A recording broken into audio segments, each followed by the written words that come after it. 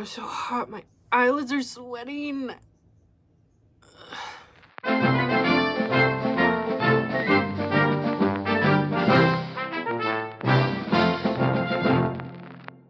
Hi, I'm Audie. I have autism and I don't know a lot, but I do read a lot. The 4th of July is over! It's over!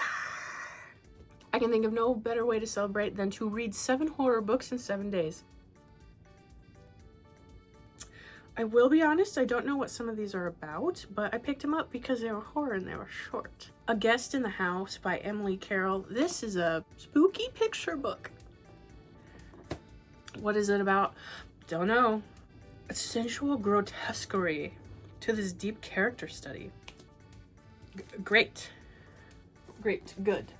Next we have The Salt Grows Heavy by Cassandra Khaw.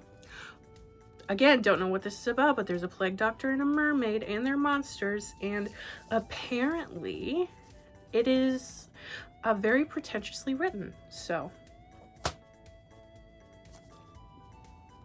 I'll love it. Ooh, this one I'm excited about.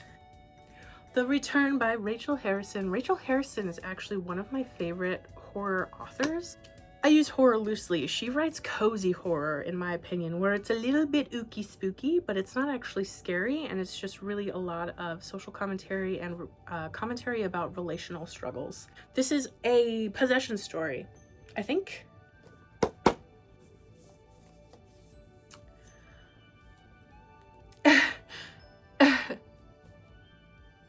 What Feasts at Night by T. Kingfisher. This is my 3rd T. Kingfisher. Either 3rd time is a charm or 3rd time is going to convince me to never read any more of her books ever.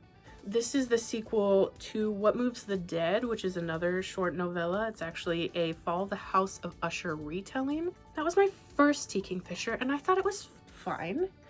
However, I read A House with Good Bones last month and I hated it. I hated it so much, so we will see what happens with this one. At least it's short. That's all I've got to say. Ooh, we have A Ring Shot by Djeli Clark. I have read Djeli Clark's full-length novel, The Master of Jinn, and I thought it was okay. I thought they had a really great sense of place and some really interesting ideas, and I am very hopeful for this. I think this will be great. It is about people hunting KKK members who have turned into monsters. That's about all I know, but I have faith in this one, so add it to the stack. Okay, 2 left. Bloom by Delilah Dawson. This is gay. This is about lesbians at a farmer's market. When Sweet Romance Turns Deadly. I don't really know, but I think this is about toxic obsession in relationships, which I always love to read about. So yay. Oh my god, Rachel Harrison blurbed this. We are set. And finally, the last book in the stack, but the first book we're gonna start with is Maggie's Grave by David Sodergren. If I have to pick a favorite horror author of all time that I've found thus far, David Sodergren. Ooh, this particular one is, I think, a folk horror. I know that there's a woman who is accused of being a witch who is buried and she pops out of the grave and she rips some guy's dick off, so ooh, I'm excited. Okay. Oh geez. I'm thrilled to be doing this. I've been collecting short little horror books for a couple months now and I can't wait to finally dig into them.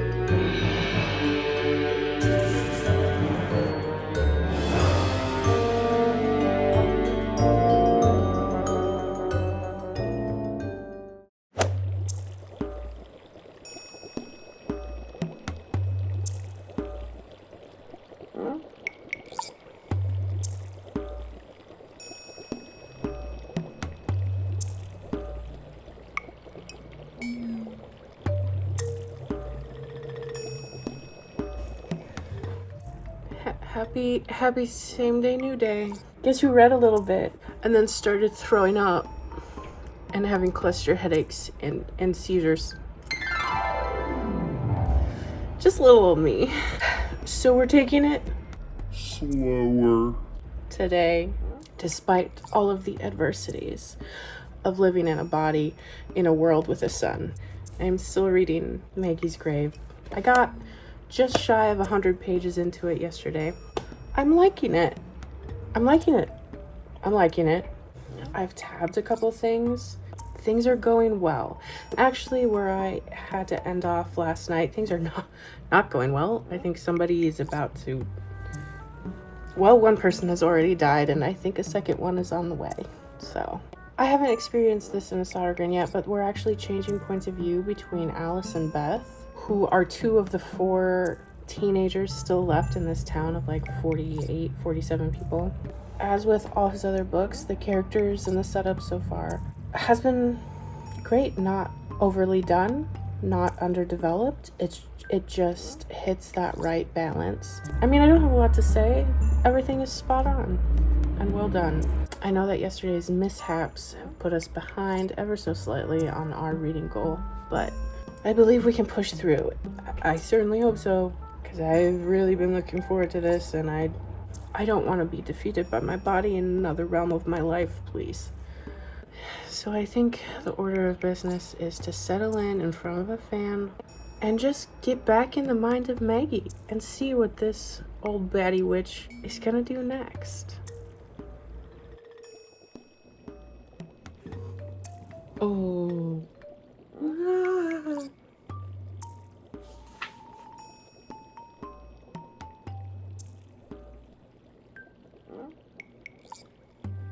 Ugh.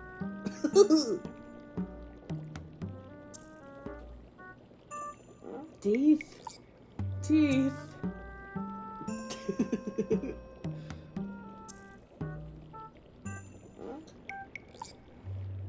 Told you weren't safe. Oh.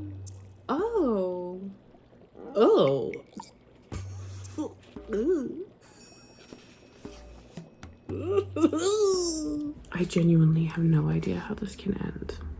How is anybody gonna survive this? This is all that's left.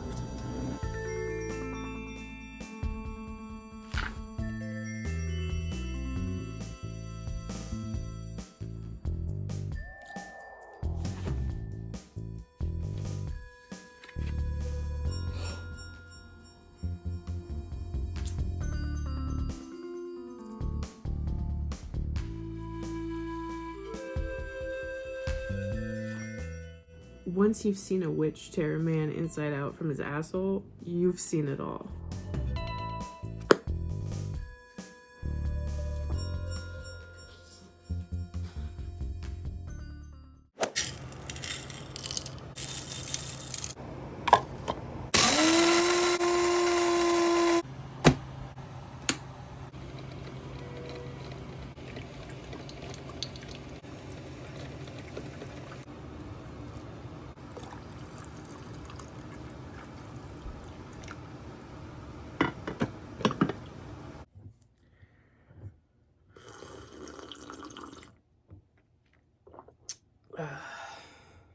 I think the last time I talked to you, it was about 4 in the morning.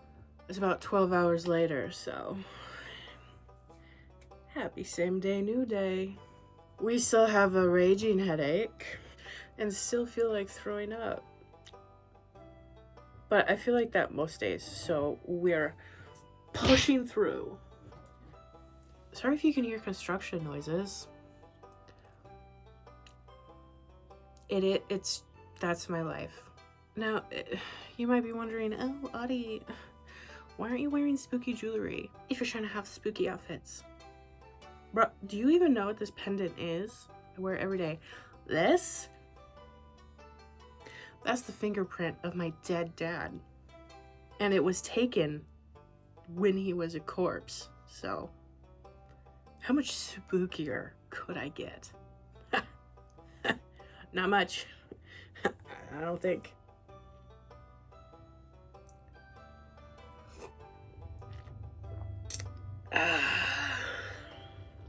Corpse Father. We finished Maggie's Grave by David Sodergren. And in classic Sodergren style, it was great. It wasn't my personal favorite of the 4 that I've read, but that's just because of my personal disinterest in the themes of motherhood. But even with that said, those themes of becoming a mother and struggling with continuing to be yourself and maintaining the relationships you had before going through this monumental change, those things were all still handled with care and compassion.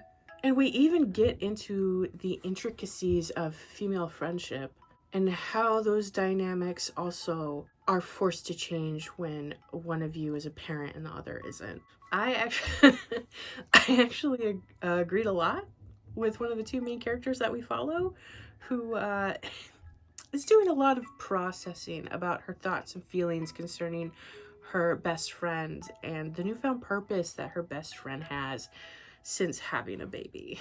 And I'm laughing because this character, Beth, she goes on a bit of a tirade near the end of the book, just spewing the darkest thoughts that are not exactly appropriate to share, but also relatable. Beth, she's kind of unlikable. And I don't really think you're supposed to totally like her, which made it even more awkward the more that I related to what she was saying about how she both hated and loved her best friend, ex-best friend Alice, for having a baby. It's complicated. Complicated feelings come when one of your best friends has a baby and just throws themselves into this totally different dimension of life that you have no interest in ever coming into contact with. So I thought those conversations were handled really well, honestly. They were very relatable and real. So this book follows Alice and Beth, who are, or were, it's kind of iffy, best friends who live in a minuscule Scottish village of 47 people. And we follow them separately as they both have to try and survive the rising of Maggie Wall, a woman who was tortured and buried as a witch in this town 300 years ago, and who is yet again out strolling the streets for revenge. I heard someone describe Sodergren's work as all killer, no filler. That's fairly accurate. One of the things that I appreciate so much about his books is that everything you need to know in order to enjoy the story is right here. And there is nothing extra or unnecessary in these pages. These books are always complete experiences. They contain characters that feel authentic and human. They're set in places that are described so effectively without feeling rushed or overly detailed. And the stories, they are succinct and they're satisfying. Because not only do they so deftly balance character work and set work, but they also always find the balance between gore and humor and deeper themes that make good horror good. So even though this one wasn't my personal 5-star new favorite, it still slaps. It's like watching the best B horror movie you've ever seen in your life and unironically loving it. So technically we're on day 3 of reading 7 books in 7 days. And we've only finished 1 book, but we can knock out a couple of these little bad boys in a single day. I don't think that's going to be a problem. And I think I want to go into lesbians. Obsession, toxicity, all my favorite things.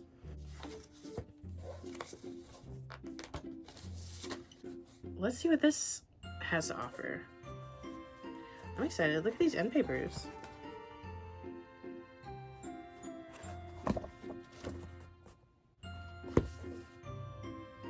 Ugh. Eric LaRocca blurbs this. Maybe this is a hot take, but I hate Eric LaRocca's writing. Hate it. Hate it.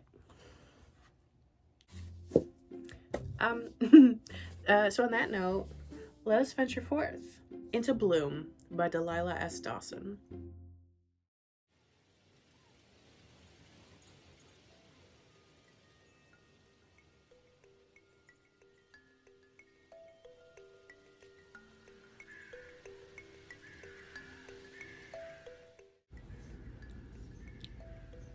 Ro doesn't know what to say. Words are her world, and yet she is speechless.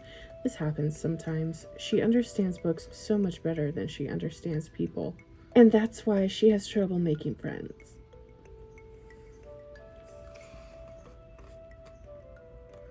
Can't relate. No. Not at all.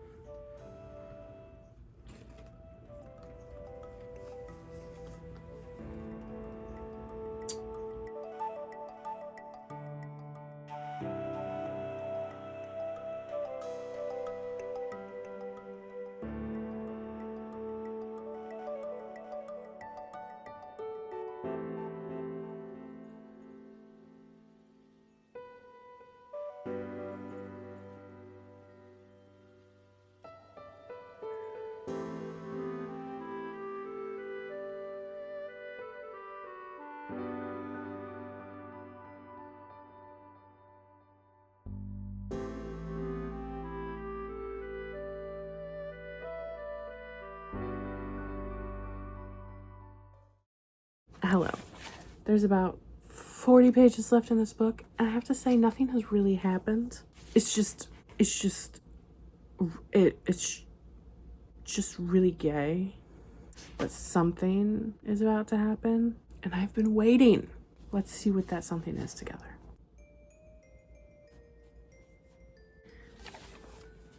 No, don't go in there. Please go in there. Please let something happen.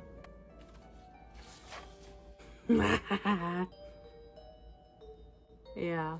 Yeah. Yeah.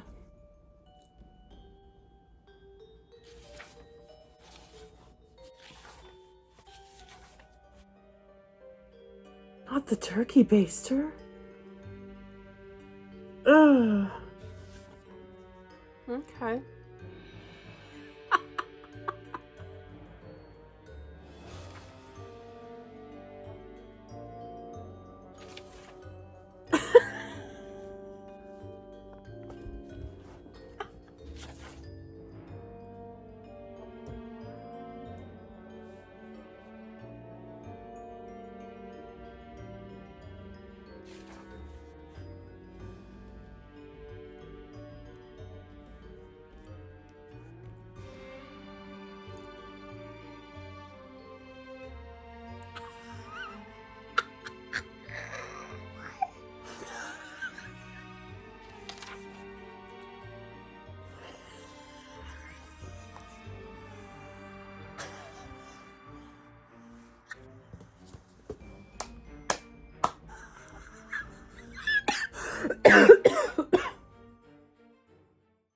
And considering she once wrote a term paper comparing the abusive relationship of Edward and Bella in Twilight to Heathcliff and Catherine in Wuthering Heights, she should have seen this coming. Yeah, girl. I saw it coming from the beginning. Who's learned now?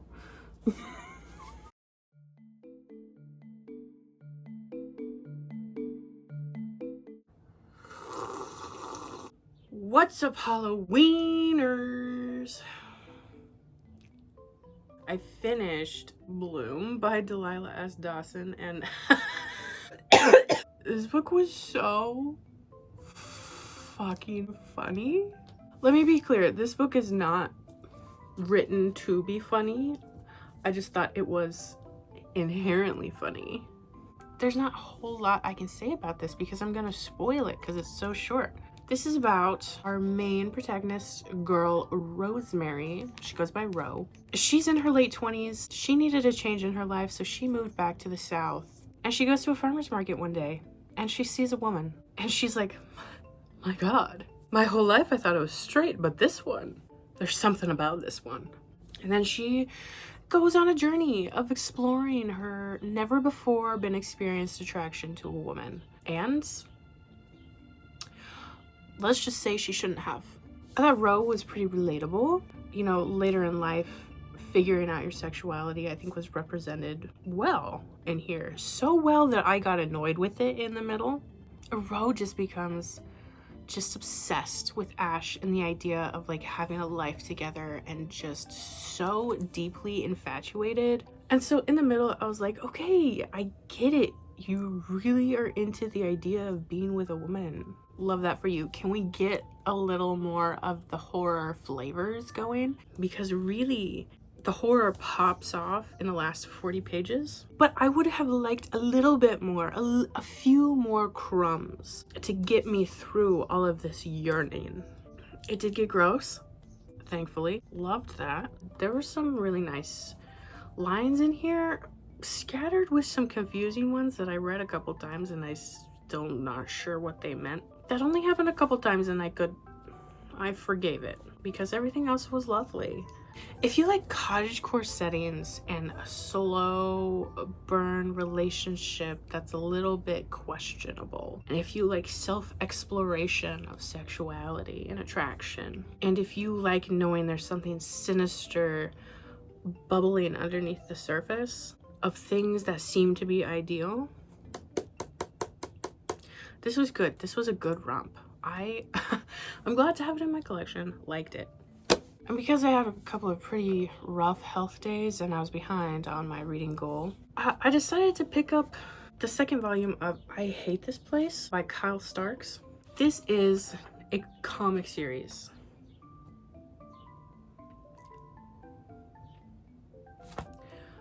It surely is. We've got two butch lesbians who move onto a farm that one of them inherited from their family. And everything goes to hell from there. I don't even know how to describe what this series entails because it's so much. There's so much happening. This has cosmic horror, it has creature horror, it has human horror, it has casual time travel, it has supernatural horror. Did I say that already? It has weaponized cattle. It has cults. There's torture, all wrapped up in lesbian love. I read it like I was running for my life. I kept going through the pages like, what's happening?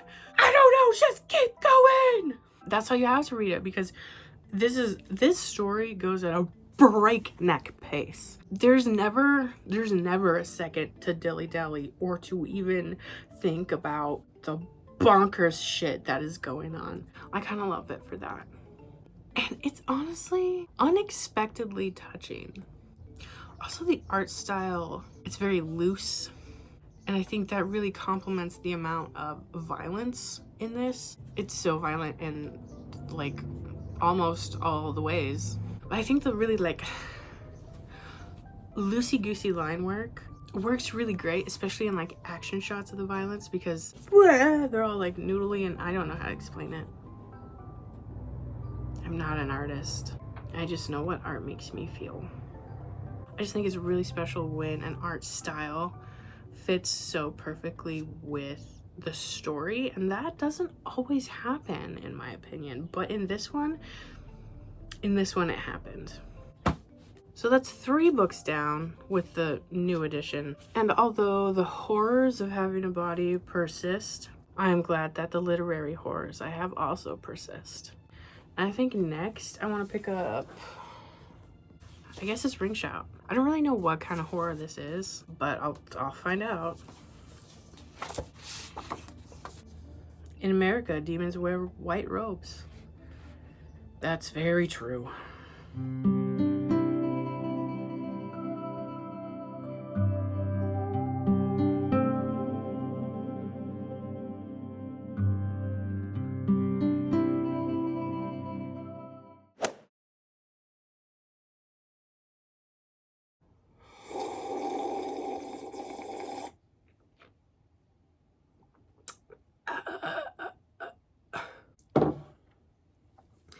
coffee's been sitting out for a long time. I finished Ring Shout. However, I don't think it was for me. So this is set in an alternate 1920s in the South, and a group of black women are hunting down KKK members, because in this world, Klan members aren't just human. Some of them turn into like these demonic beasts. And so our gals are fighting them. And something big is happening. And they have to A, figure out what it is, and B, figure out how to try and stop it from happening. And my qualms with this, or the reasons why I don't think it was for me, has nothing to do with the themes. I picked this up because I liked the themes. I liked the themes of evil people getting what they deserve, which is God. I agree with the themes of artificial hate being, as it says here, insecurities and inadequacies, and justified hate being the response from the oppressed to the treatment they receive from others because of those insecurities and personal inadequacies. My biggest problem that I have with this personally is that this is too big of a story for such a little book.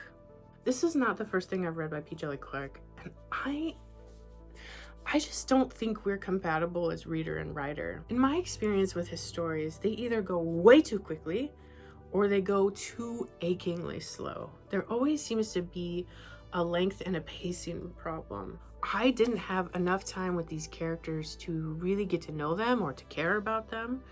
So when bad things happened, I just kind of shrugged and went, okay. This book just felt like it was building up and up to something all the time. And the payoff just wasn't there because there's not enough time in these pages for our anticipation to organically grow in the story. I think the potency of everything in this book was diminished because of how quickly we were forced to move through things. It just didn't hit for me, which was a bummer because I was really looking forward to it. Anyway, I have started The Return by Rachel Harrison. This is the longest book in my stack. Rachel Harrison is just easy to read for me. I think I relate with her brain on a personal level because Girly Pop clearly has religious trauma and like, same brother. I consider her stuff cozy horror because it's a little ooky. Sometimes it's a little spooky, but it's never scary. Nothing about it is intense. She really just uses like monster tropes and supernatural tropes to her advantage to explore relationship dynamics, which I think that's what hooks me about her stuff. Easy to read, exploring complicated relationships with sprinklings of supernatural. We're still not feeling our best, but we're gonna try our best to complete this week of Summerween. So, yeah, I know my mug is not Halloween themed today. I didn't want to try and figure out a new outfit. I didn't want to wash a cup. Anyway, let's read.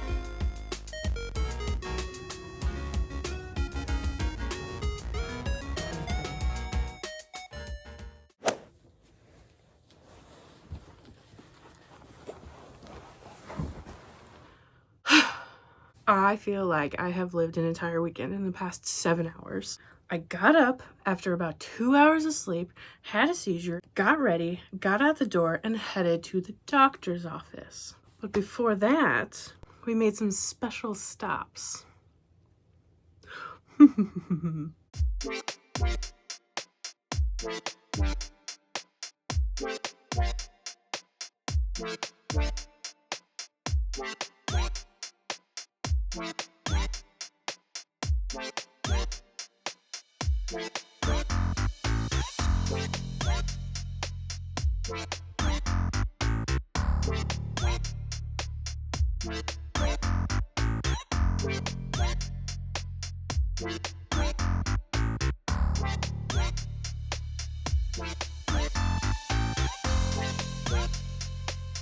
And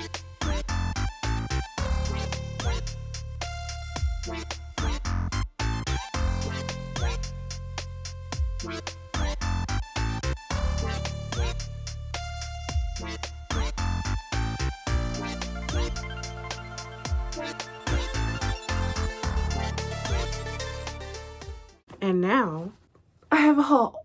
Firstly, and most importantly, let me introduce you to our new spooky friend.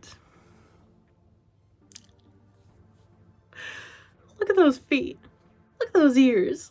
Oh, I just thought, what better way to celebrate Summerween? So, rest assured, he will be joining us for the rest of this readathon. As you saw at the comic book shop, I picked up My Favorite Thing is Monsters. This purchase was entirely influenced by Aaron Honey. I have seen this at my shop, and I've looked at it several times, and it looks amazing. But the price scared me, because this is a chunky gal. I don't know what it's about. It just looks so cool. It's a murder mystery, a family drama, and a sweeping historical epic. A psychological thriller about monsters, real and imagined, within and without. Like, yo. It just seems sick as hell. So, I was excited for an excuse to get this. So, thank you, Aaron. And then I picked up The Ice Cream Man and 2. Somebody compared it to The Twilight Zone, and that's all I needed to know. So we got some horror, folks. And also, not the comic shop employees gassing me up because they said my selections were so top tier. What can I say? I got taste. I'm not entirely sure what kind of taste I have, but I have it. And actually, yesterday, I also had an outing with my roommates. We went to Barnes & Noble to pick up a very specific book, which they didn't end up having. But fear not, I did not leave empty-handed. First thing I picked up is The Hour of the Star by Clarice Lispector. August is Women in Translation Month, and I've been amassing a collection of translated fiction, and this is translated from Portuguese. And I didn't have anything translated from Portuguese, so picked that little ditty up. And then I picked up Human Sacrifices. It's translated from Spanish, and they're short stories about being undocumented and living in America. I read just a couple pages just to get a taste, and let me tell you, this one's gonna hurt. These are horror stories, if I didn't make that clear. The last 2 books I got are basically it girl horror books. We have Mother Thing. I hear this is very slow and not a lot happens, so I think this is less traditional horror and more literary fiction horror, which I personally like. It's about a woman who gets haunted by her dead mother-in-law. Sounds good to me. And then Mayfly. I've wanted to read this since it came out, 2 years ago? Oh, just kidding. Last year. I don't know what I'm talking about. Apparently, it's the feminine rage version of American Psycho. Don't know. I know a lot of hardcore horror readers are not fans of these books. Maybe that means I'll like them. Who knows? Yeah, like, oh, what a healthy haul. Look at that. Let's stop jibber jabbering.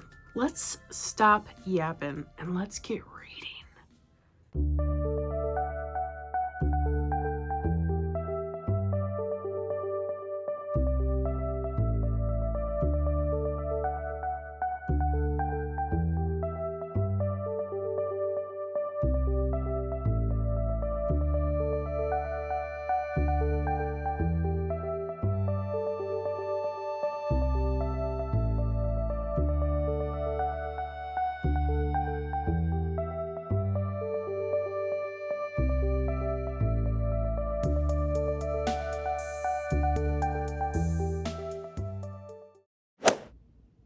This book is 147 pages long. I'm on page 105. And my question is something gonna happen? Or Can you do something, please?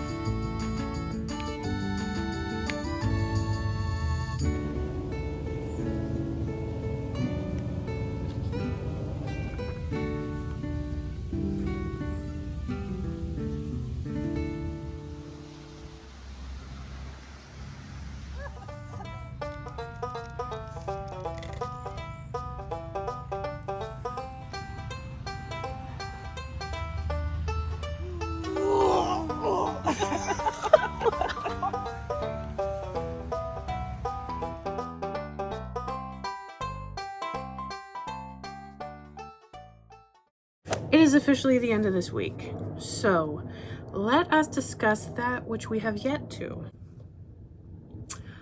We haven't talked about this yet.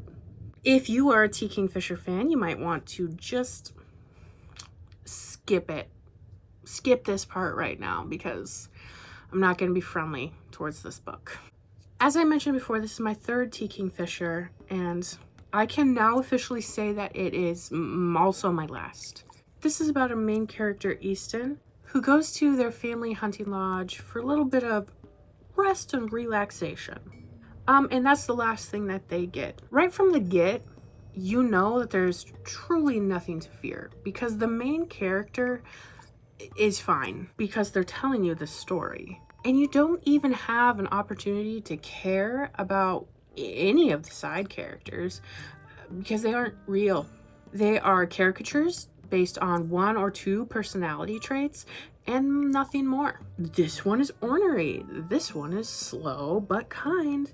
This one is traumatized, and so on and so forth.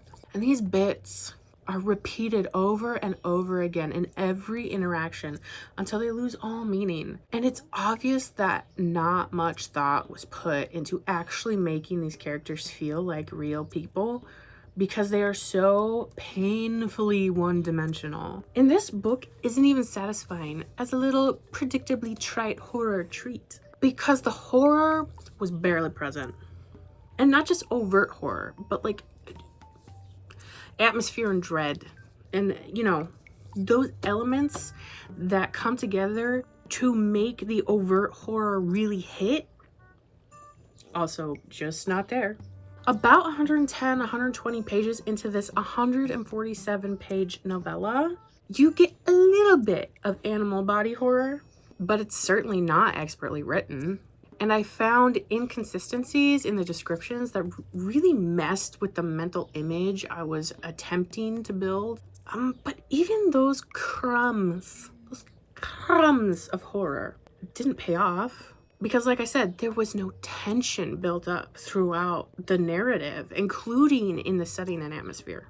The atmosphere of this is completely deflated by the odd repetitive phrasing of things that do not feel intentional, but instead read as if the author forgot that they just used that phrase like 3 sentences ago. It was very odd. And that strange repetitive focus on meaningless details continues throughout the whole narrative. And it's not done in a way that hammers home visuals that are important to the story. No, she just really wants you to understand that the leaves covering the ground are so much browner and so much wetter than you could possibly imagine. Anyway, you know exactly what is happening and how it's happening from very early on in the story. And even though this story is being told to you by future Easton, the main character, you still have to trudge through this miasma of this can't really be happening narration.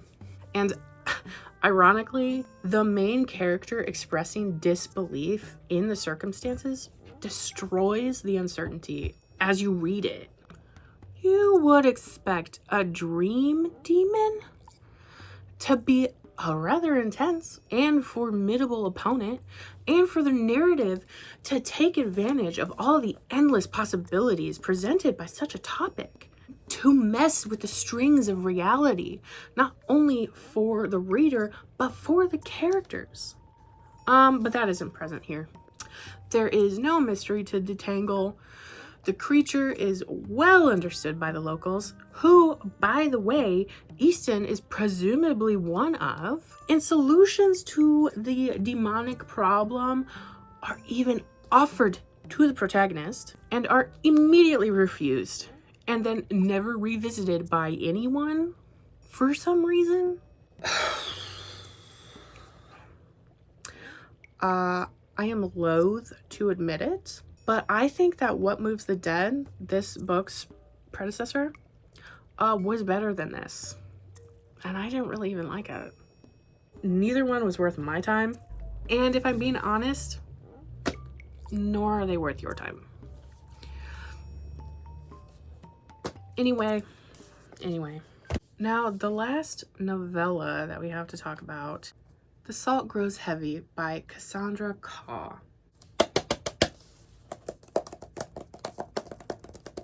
So this is about a mermaid and a plague doctor who are traveling companions. And as they make their way through this ruined empire, they come across a village of strange children. And the beings that those children laud as gods. And the two decide to try and free these children. That's the setup, but I would say that this book is really more themed focused than story focused, which is why I would consider this to be more of a literary horror, which I know is a subgenre that is very much open to interpretation. But I think describing it as such sets up readers with more appropriate expectations for what they're gonna find in these pages. A lot of people say that this book is pretentious and overwritten, and I do not agree. This book is very stylistic, which is one of the keystones of the wider literary fiction genre, and it uses rich, archaic language to imbue the story with darkly lush imagery, which I think is quite effective tonally in setting the scene for this dark fable of sorts, which is about personhood and womanhood and the way that our identities and our stories are so often stolen from us and used by our oppressors to exalt their own self-proclaimed righteousness. And it also challenges our own personal involvement and upholding of those power dynamics as people whose only measurable amount of influence is not found in tyrannical leadership roles, but instead is found within our normal, everyday relationships. And then a thought, is this what humanity feels like? Selfish? These experiences are not mine to fleece and frame, not mine to own, reuse in future conversations, yet I crave the answers regardless. Although I enjoyed this, and I actually went back to the beginning and started rereading it as soon as I finished it, this is not something that I would widely recommend, especially not if you're just looking for a little horror story. But I would recommend it if you are wanting something with timeless themes of oppression and love communicated through very heady Baroque writing with ornately visceral violence that makes you question if you are reading poetry as opposed to just a gory disemboweling. So that sounds sick to you? Pick this one up. So the last book that I finally finished this week for Summerween was A Guest in the House by Emily Carroll.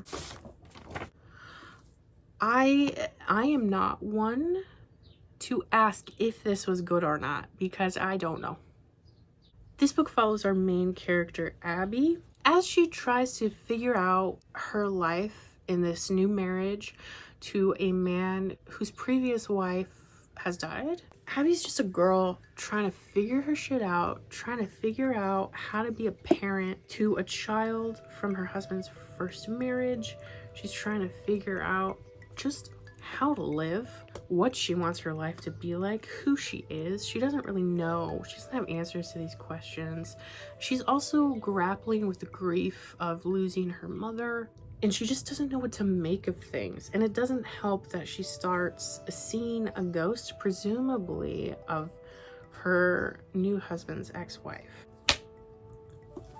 It was confusing. It was a lot of vibes. This is very vibe heavy. Abby is very depressed. I think that is very well executed and communicated through the art and these panels where she's just kind of disassociating off in her own world. There's a lot of layers to what's going on in Abby's head. Unfortunately, you never really figure out what exactly is going on in Abby's head or in her world.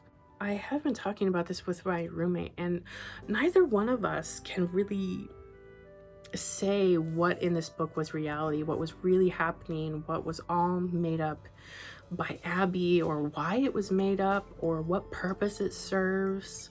And it could just have so many meanings. Everything could have so many meanings in this. And although I personally felt like the details we were given did contradict each other, so it seems impossible to actually know what was real in this story, and I didn't like that. My roommate actually did like that. And so this is very obscure and up for interpretation. So honestly, it could be a really great book club pick because there's a lot to talk about in these pages. Even though not a lot happens, there's still a lot to dissect.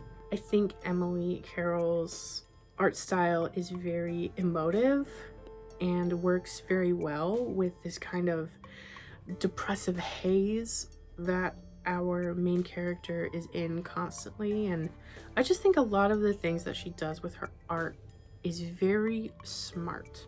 It was just an interesting experience. For me, not good or bad, but interesting. Unfortunately, I did not get around to reading The Return by Rachel Harrison. I only got about 3 pages into it, and it just felt a little too long the day that I was trying to read this. So I am still excited to read this. I am still hopefully going to read it this month, but just didn't happen this week. What we did get read is a healthy stack. I have no complaints.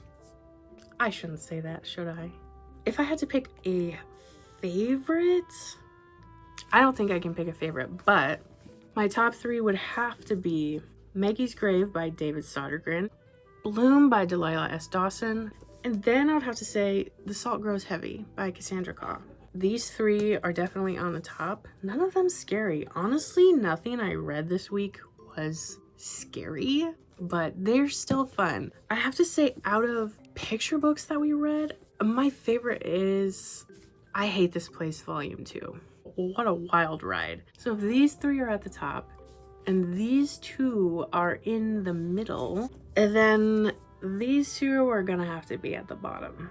One of them that I hated, and one of them that I didn't hate, but I also didn't like and didn't think was done particularly well.